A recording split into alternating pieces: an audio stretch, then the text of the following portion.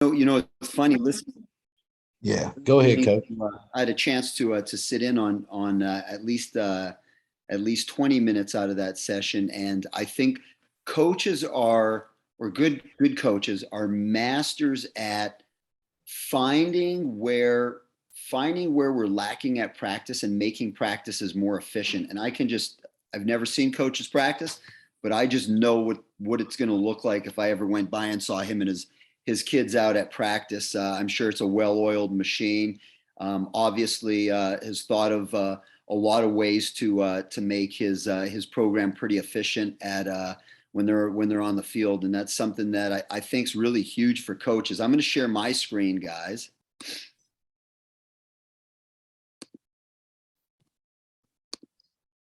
All right, so hopefully you'll see my presentation here. Can you see that, Coach? Yes, sir. Yes, sir. All right, so this is kind of a shortened version of something that I've done for at clinics, and then when I go out and do an in-service at a school, and I've taken the nuts and bolts of just the way you can make practices better for your kids and get them ready so that they're ready to rock and roll on Friday night. And I've been coaching now, head coach for 24 years, been coaching football for 31. I've been at a variety of different schools, from one horse towns to big school districts, and I'm hoping that there's something that everybody can take away from this presentation, whether you're at a big school or a smaller school. Now we all coach on one side of the ball. We are a larger program. We've got about 3,200 kids in our school. Our JV and varsity combined have about 90 somewhat kids. We usually have 50 kids for freshmen. So we're pretty fortunate with the amount of kids that we get to draw from, especially in this day and age with a lot of guys, maybe not so fortunate in communities where maybe football isn't as big as it was at one time. All right.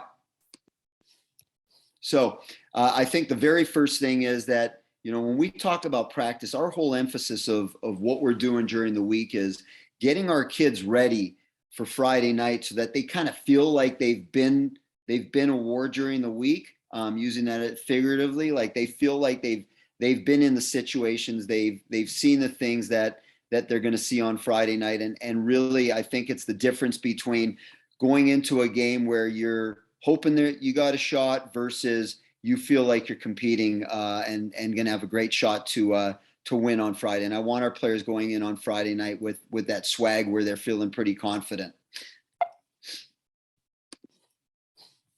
And then the other thing is, when we look at success, I really think that success is a byproduct of what you do. It's a byproduct of doing the right thing. So at one time, I remember early in my career, we would talk about the other teams that we were playing and the kids that they had, and we wish we had, the kid that they had at running back, or the kid at quarterback, or if we had a stud linebacker like that.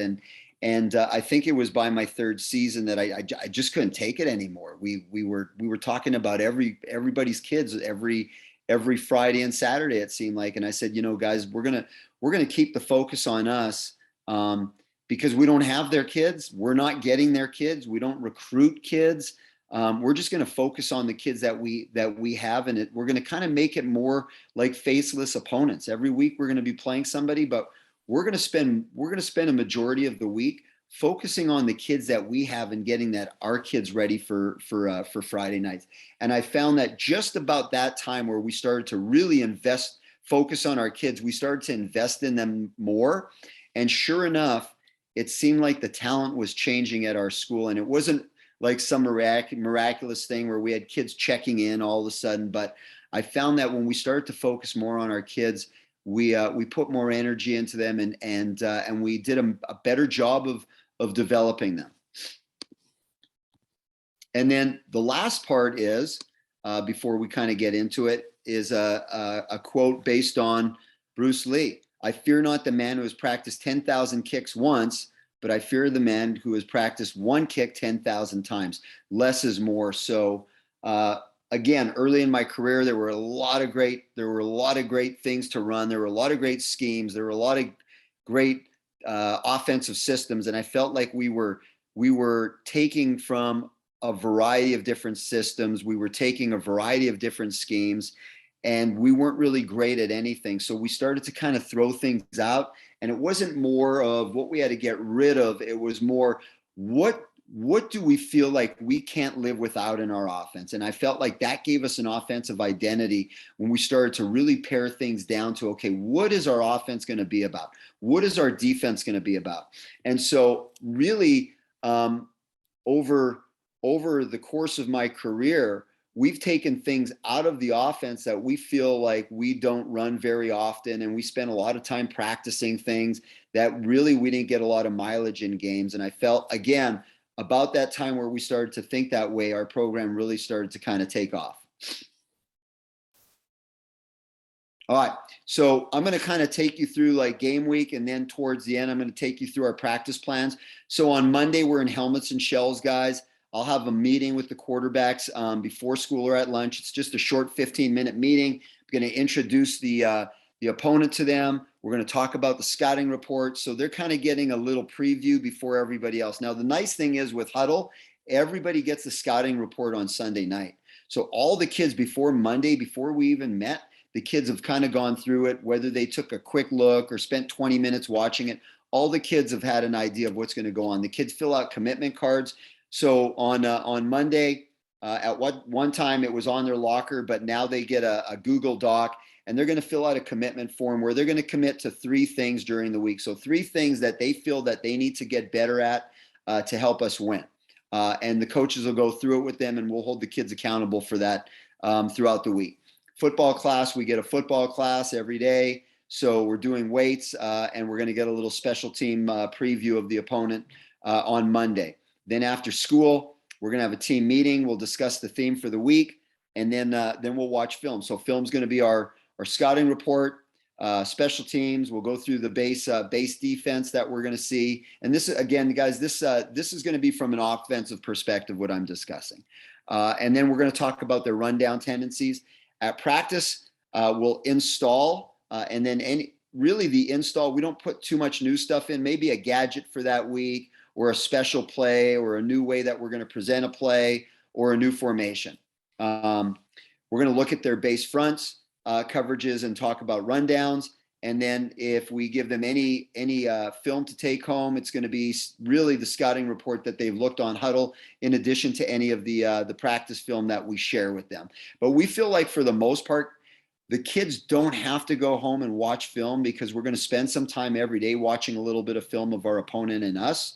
And then so really it's a case of, does the kid have some time during the day where they can squeeze it in at lunch or on their own if their teacher some teachers give kids some homework time in class, and if a kid's finished his homework, then they can go through it in class.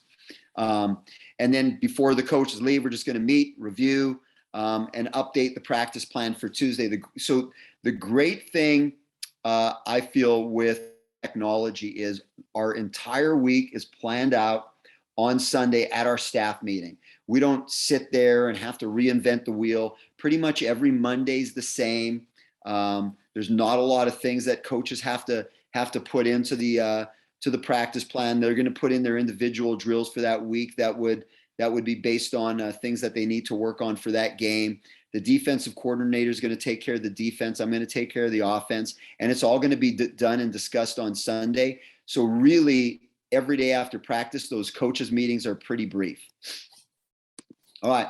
On Tuesday, we're in full gear. Theme for Tuesday is Takeaway Tuesday. So a lot of, ball takeaway drills on defense, and ball security drills on offense. In football class, we're going to be doing weights. So Monday would be legs, posterior chain. Tuesday would be a push day. And then on Wednesday, when we hit weights again, it'll be more of an explosive quick lift day. We'll review blitz to pick up an opponent at the end of football class. And then it's really more of a pass tendency day for practice. We do study hall after school with JV and varsity. The freshmen will be practicing. JV and varsity, we go at night under the lights on Tuesday. And then we'll have a team meeting, and we'll do film by position before the night practice. So we'll have a 10-minute meeting and a 10-minute team meeting, 15-minute unit meeting. And then we do a song night. So if we win the game on Friday, on Tuesday, the coaches pick a song. It's a corny thing, but the kids love it. They look forward to it. We only get song night after a win. So song night is just before we hit the field. And then we'll start also to discuss the preliminary game plan with the team. After practice, again, coaches are going to meet, review, clean some things up, talk about the practice plan for the next day, any special stuff. If there's been any injuries, the last 2 days, we'll discuss them. And then we head out. We get out of there pretty quick. All right. On Wednesday, guys, Wednesday we call Competition Wednesday. It's helmets and shells or full gear, depending on where we're at in the season. We also call it the day before the day before. In football class, the weights, it's more explosive lifts. We're going to watch film before practice, little bit of opponent film, a little bit of practice film from the previous day. It's game simulation day. So we're going to work hashes, down and distance. We have a short yardage series that we work called Fire Alarm Series. We'll work red zone, backed up, hurry up, and then we do cougar ball. So actually every day at the end of practice, the last 10-minute period is some sort of cougar ball where it's ones on ones, and it's some sort of situational football. And then at the end, guys, just before the coaches leave, meet, review, clean things up. And then when we go to Thursday, okay, Thursday is our perfect preparation day. So that's helmets and shells. That's a morning practice. We have our varsity class first period. So school starts for us at 8:30. That practice will start at 7. Usually we finish as we go through the season. It's an hour or less. Earlier on, we may come in just over an hour. So all of our JV and varsity guys can attend that practice. Now our JV games are on Thursdays. So any guy that's like a tweener that's going to play on the varsity game on Friday night and play in the lower level game on Thursday has to attend that practice.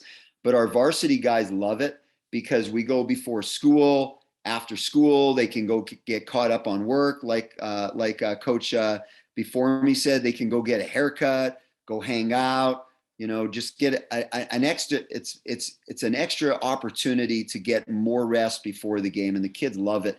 We used to do the walkthrough on Thursday, and I remember years ago, we're doing the walkthrough and we're walking and talking and explaining the thing. And that would be like at the same time as the lower level game after practice. And half the kids would be at the fence on the practice field watching to see what the score is. And every time fans would be yelling, kids would be going to the fence and kids wouldn't be paying attention.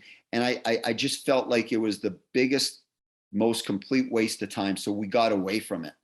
And so we went to, it's fast tempo, it's full speed, it's tag. We don't take anybody to the ground. We don't want anybody get injured certainly on a Thursday going into a game. And we felt like because we were covering so many situations on offense, defense, and special teams on Thursday that the kids had to be focused. And I felt like when we went to that just was so much better. We left the field more confident. The coaches felt like we got great work in rather than, an hour of walk and talk. So take it for what it is. Football class that morning, like I said, that's basically just before the class. We're going to review the game plan on the field. If we have an opening script for that week, which we kind of done less of over the years, we'll review that. We'll review any special plays for that week, special situations. We'll go through goal line, 2-point backed up, and then all of our sideline procedures for the game, and especially early on in the season. I feel like, guys, if you don't cover it at practice, you can't expect that, kids understand how to do it in a game. So like early on in the season, like how to run victory offense, how to run our 4-minute clock offense, how to down a football, what happens after a touchback. If a fight breaks out, let's just say your opponent who you have no control over, something crazy happens. We don't want kids ever leaving the bench. So we've told them how to stand ground and take a knee. We cover all the situations so that by the time the season hits, all the big ones are covered. And then usually every Thursday, we're reviewing some sort of new situation as well. NFHS rules. You've got basically they're punting to you from their own end zone, you fair catch it and you get a free kick opportunity to end the half. And so we make sure we cover those situations that are super unique that, nobody would know. Most parents in the stands would have no clue, and kids would have, no understanding unless you cover them. So we make sure we cover as much as football. And it's that FBI stuff that coach said previous to me speaking. And then after school, the only thing the varsity guys have to do is they come in, we watch quick film, we do a review, and we test them. And so what I've done for the test is, I don't know if you're familiar with Kahoot, but if you go online and check out the website, we put our tests on Kahoot.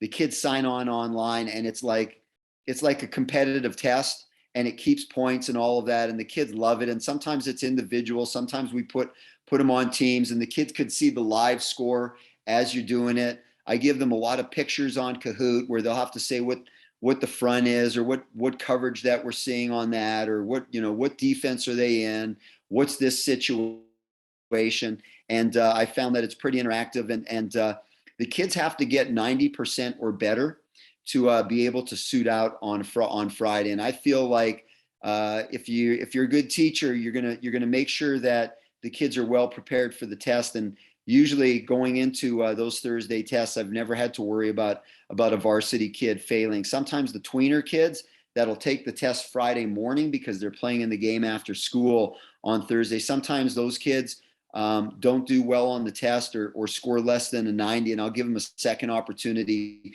to pass it, knowing that a lot of those kids are just playing a role on Friday night, maybe being in some special teams or some situational situations on offense or defense. And then before we go home, we just have the sheets printed up, get everything ready, make sure all of our stuff for the sideline and the press box is ready to go for Friday. And then Friday we call payday. So I'll see the kids, the varsity kids, first thing Friday morning. We'll get out on the field. It'll be some light indoor work, and we'll do a walkthrough of offense, and then defense. We'll just kind of line up and do set recognition. Then we put them on the sidelines. We do all the special teams call outs and make sure we're reviewing the game plan with the players. And then they go to class for the rest of the day. They get out after school. Players are on lockdown. We don't let them go home. We'll have a team meal. We'll do our weekly awards, talk about who the honorary captain's going to be for the week. And then after we're all done, if it's an away game, we get on the bus, we go. If it's a home game, we're going to stretch them out a little bit. And then usually it's time to go right after our staff meeting and get dressed and get ready for the game. So we feel like things move pretty quick on Friday, and really important to lock them down. And I got that from another coach who they would let their players go, and then you've got this player probably up to no good, and another kid goes home, gets in trouble for not taking the trash out in the morning, and then another player goes and sees his girlfriend who breaks up to him, and then before you know it, you got all these kids 15 through 18 that enough of them, or a significant number of them, are not up to being ready for a game. So we feel that it's a lot better just locking them down and keeping them together. All right, so just real quick, scouting report through huddle, no paper. Players see it on Sunday. The practice plan we posted in the locker room. There's no surprises. The kids see it. We don't condition during the season. During the off season, we'll do conditioning, and then we'll build the conditioning into our practice tempo and our drills. And then we have energy at practice. So I saw this CoachCom thing. I think they called it's a tempo system. So it had the segment timer on it. It had the speakers, everything, plays the music, does everything. Well, we couldn't afford that. It was just a little too expensive. Somebody donated a really nice golf cart. I got a parent to get it wrapped. Another parent mounted speakers on it, and then we found a way to mount the segment timer on it. So we just roll it out, start that clock, the music's pumping. We'll hook it up to a computer, and it'll be a playlist every practice. All right, when you guys are meeting with your players, I would say just the way kids are nowadays, keep those meetings brief. If it's a little longer, have a break, maybe a 1 or 2 question trivia quiz to break it up. Make the meetings interactive. So we do not do meetings lecture style after the scouting report is presented. we get feedback from the kids, and the kids know they're on the hot seat every meeting, because when I'm running the offensive meeting, I'm going to make cold calls. So I'll ask a question, and then I'm going to call a kid's name. I'm just never going to ask a question and wait for somebody to give an answer. The kids know that I want to keep them on the edge of their seat. So at some point, you are going to get called during the week to answer the question. Then let's say I call on Johnny, Johnny gets it wrong, I'm going to go to Mike. Mike gets the right answer. I'm going back to Johnny, and he's going to reaffirm what Mike said for the right answer. So I'm going to give him a chance to make it right again. We'll spend time on the opponent film, but we're always going to review our practice film as well. If you're doing install in the meeting, always follow it up with a walkthrough on the field before you get out and you start practicing it. And then with huddle, have your opponent film arranged in playlists by blitz, base package, red zone, goal line, third downs, or whatever. I feel like that's really helped people be more efficient. All right. I'm going to get to practice. So this is just kind of shows you, and guys, if you email me, Coach Parker will share my email, or you guys can hit me up on Twitter. I would be more than happy to share this presentation with you. This kind of takes you through a practice week. So early on in the year, Monday, from early outs to when we finish is 145 minutes. So we're just over 2 hours. As the season goes on, we're taking time off so that practice is getting shorter and shorter and shorter. End of the season, that 2 hour and 20 minute practice would come in at about 90 minutes.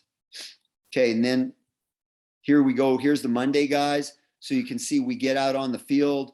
This block right here at the top, periods 5, 6, and 7. Those are really individual periods, and they fit in with, basically what we're going to be doing that week. So we don't just do drills. Like, I don't really believe in just doing, bag drills for the sake of doing bag drills. I find like during the off season, you can get all that stuff done. But during the season, we want to be specific as possible. So you'll notice that at the beginning of practice, we start with tempo and pursuit. That's code word for conditioning. This is our tempo period where we're running tempo offense, and then defense is just doing their pursuit drills. Then we squeeze in some special teams for 10 minutes.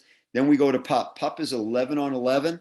It's our defense running their blitzes and our offense running our blitz beaters. So we don't even care who we're playing at that point.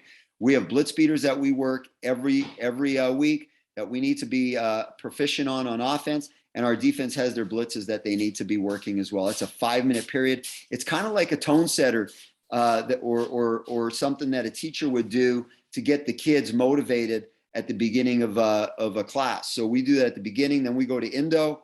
You can see the yellow here. So we're doing inside run on offense, and we're going versus scouts, and the defense is doing inside run versus scouts as well. So the scouts for the practice are our JVs. They serve as scouts.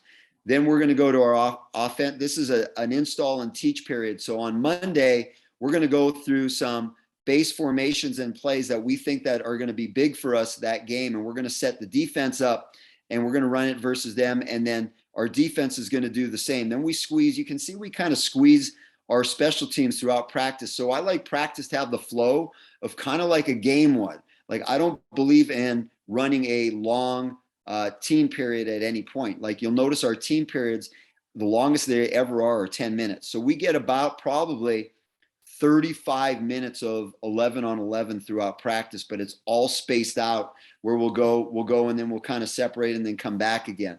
Then as we get towards the end of practice, we're going to go Team-O versus our service defense. So our service defense may include some starters, but for the most part, our coach on defense, that's going to be a great opportunity to work in younger players. And then anytime we do Team D, we love to service them with 2 huddles on offense. So we'll have a varsity huddle and a JV huddle. And we feel like we can keep good tempo and get a lot of reps in for our defense. Then we'll go to special teams, and then we'll end our Monday practice with a drill called bandit drill. So bandit drill is 11 on 11. It's offense versus defense. There's no tackling. It works out to pursuit drill on every play for defense. So we'll start on our own 1-yard line. We will advance the ball 10 yards at a pop. So I believe it's 10 or 11 plays as we go down the field. There'll be a coach on the field spotting it, whether it's on the right hash, middle, or left hash. and then he will call out a situation on each rep. So it could be 1st and 10, it could be 3rd and 15, it could be 4th and 1. The defense will play defense, but they're just going to run and tag.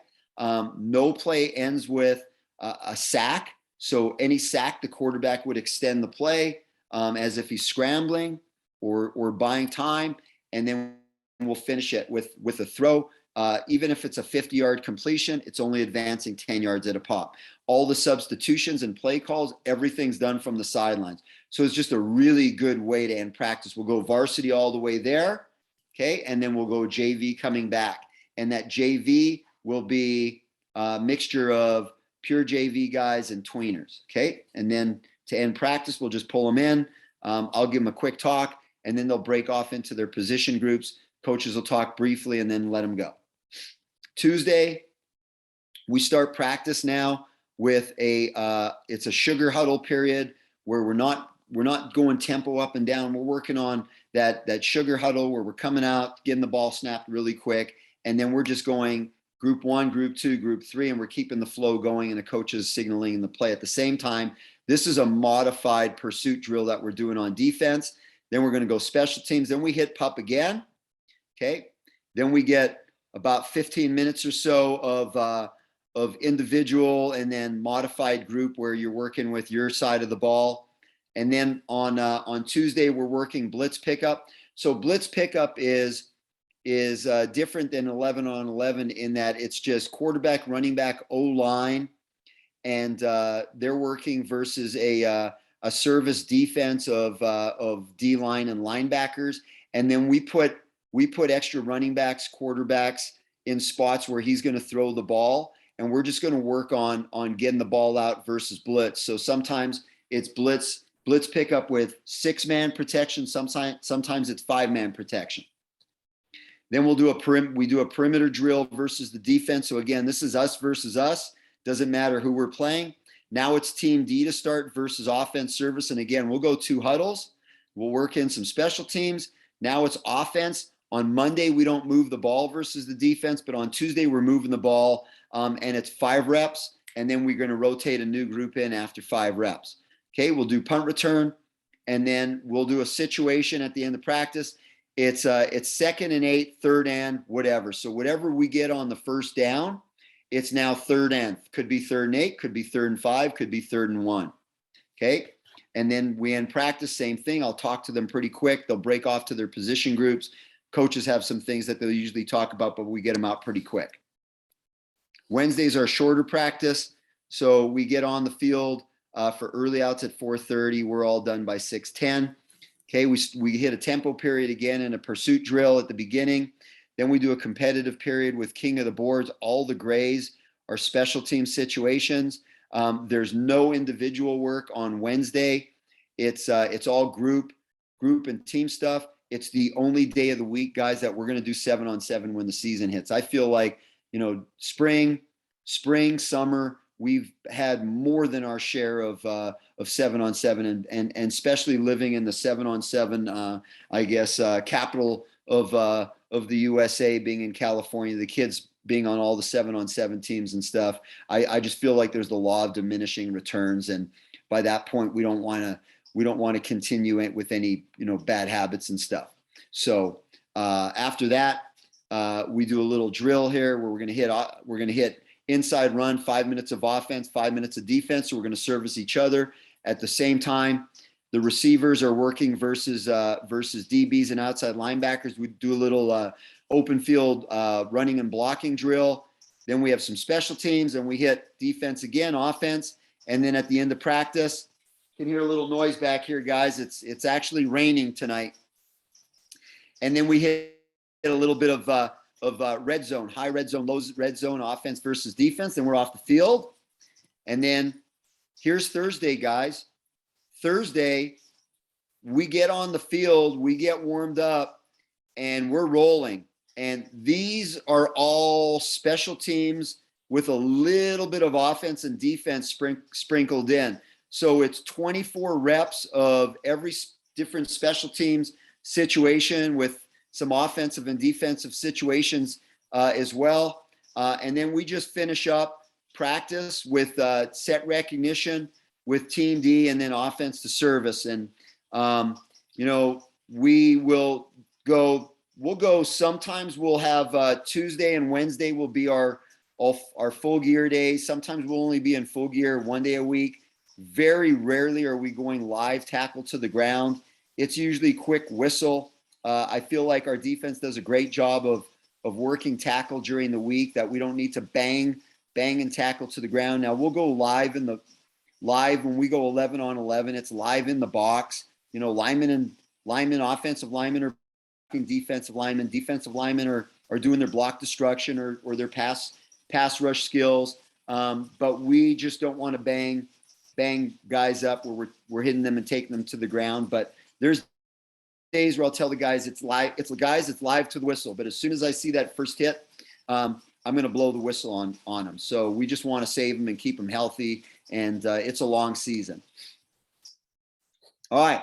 So that kind of takes you through how we do things during the week. I don't know how many guys there are. If any of you guys have any questions, I feel like you know, I think the key is to being really efficient with your use of time. Don't see time as your friend, but kind of see time as your enemy. So we're always trying to find those situations at practice where we can be more efficient with time. Yeah, Coach, that was awesome. That's exactly what we wanted out of that period. Efficient. We talked about just the offense, but you know, you guys run the whole program on the other side of the country. It's funny how a lot of the stuff's still the same. You know, it's just ball.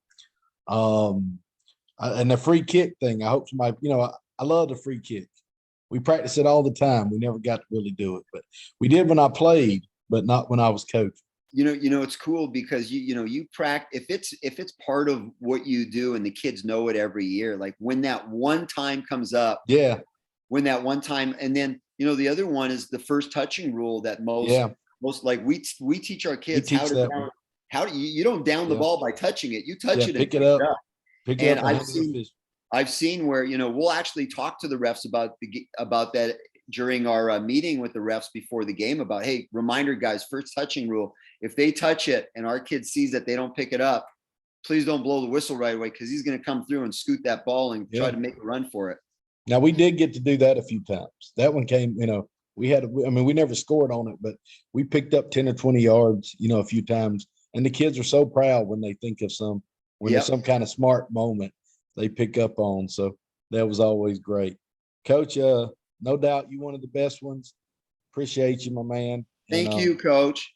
Yeah, you enjoy your evening. We're going to bed down here on the All right. I appreciate you guys for staying up, and you know, hit me up on Twitter if you guys want the presentation. Yep, we'll get it for him, Coach. We'll put your information out to him. Thanks a lot, Coach. Have a good evening. Thank you.